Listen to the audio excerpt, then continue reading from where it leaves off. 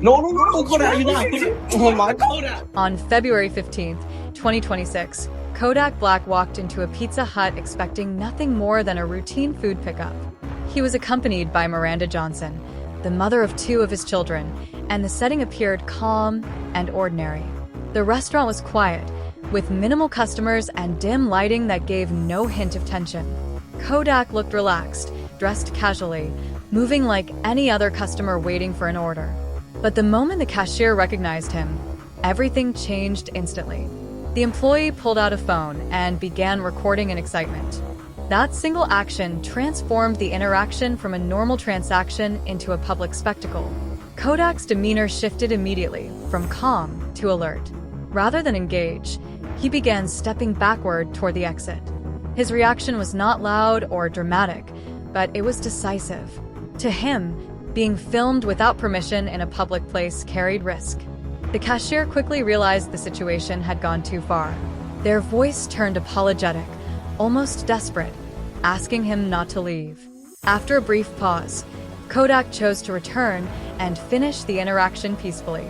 He confirmed his order, allowed the moment to settle, and eventually left without conflict. What seemed like a small encounter quickly became a viral moment and a wider conversation about celebrity safety.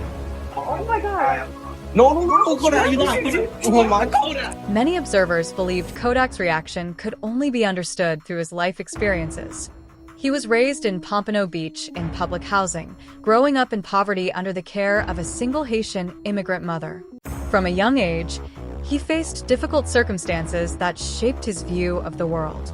Opportunities were limited, and survival often required constant awareness. Music eventually became his path forward, offering a way out of instability. His early work gained attention online, and later caught the interest of Drake. After signing with Atlantic Records, he released successful projects like Painting Pictures and Dying to Live. His fame grew rapidly, but so did public scrutiny and legal trouble. Multiple arrests and legal battles followed throughout his career. In 2021, his federal prison sentence was commuted by Donald Trump, returning him to public life under intense attention. These experiences reinforced a mindset centered on caution and awareness. For someone who has faced both street dangers and national fame, public exposure is never neutral. A phone camera can represent attention, but it can also represent vulnerability. His reaction inside the restaurant reflected a lifetime of learned caution rather than sudden fear. Kodak, bro. Kodak, I love you, bro. Look, no, bro. The panic in the cashier's voice was immediate, raw, and impossible to mistake. The sound of someone realizing, in a single irreversible instant, that excitement had overtaken judgment. Inside that quiet Pizza Hut, what should have been a simple exchange between a worker and a customer suddenly transformed into a moment charged with tension and uncertainty. When the phone came out and recording began, the atmosphere shifted from routine to unpredictable. And when Kodak Black stepped back and turned toward the door, the consequences of that small decision became clear.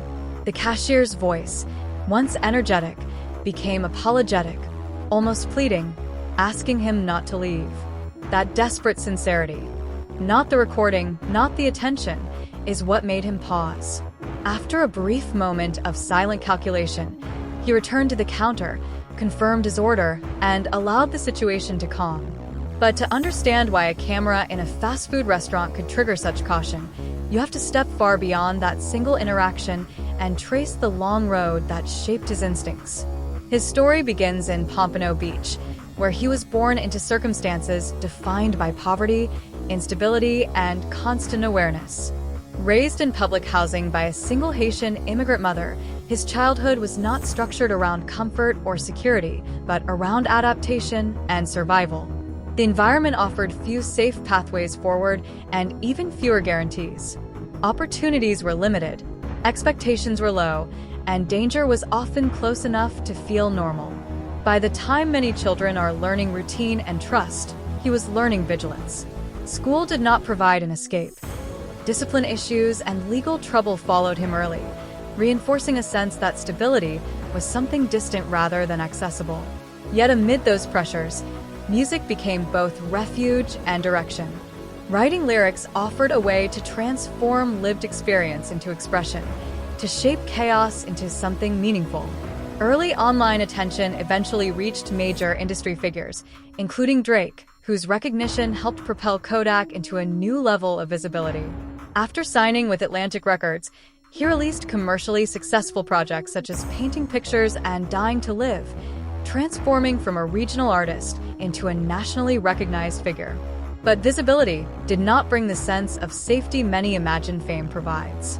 Instead, attention magnified scrutiny, increased pressure, and intensified the risks that already existed. For someone shaped by years of uncertainty, being watched does not feel like admiration. It feels like exposure.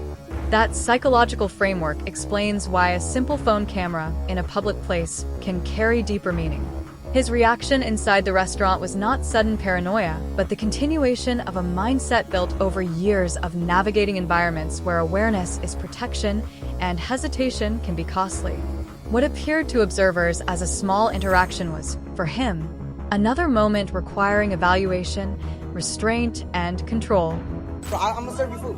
I'll serve you food, please. What often escapes attention in viral moments like this is the invisible psychological architecture that exists behind a reaction long before the camera ever begins recording. A structure built slowly through experience, reinforced by consequence, and carried into every public space regardless of how ordinary that space appears to others. For Kodak Black, public attention is not merely recognition or admiration. It is a condition that requires constant interpretation, a shifting environment where visibility must be balanced against uncertainty in real time. Years shaped by instability, legal scrutiny, intense media focus, and lived experiences in environments where awareness functioned as protection have produced a mindset that does not divide the world into safe and unsafe places, but instead evaluates every setting according to changing variables.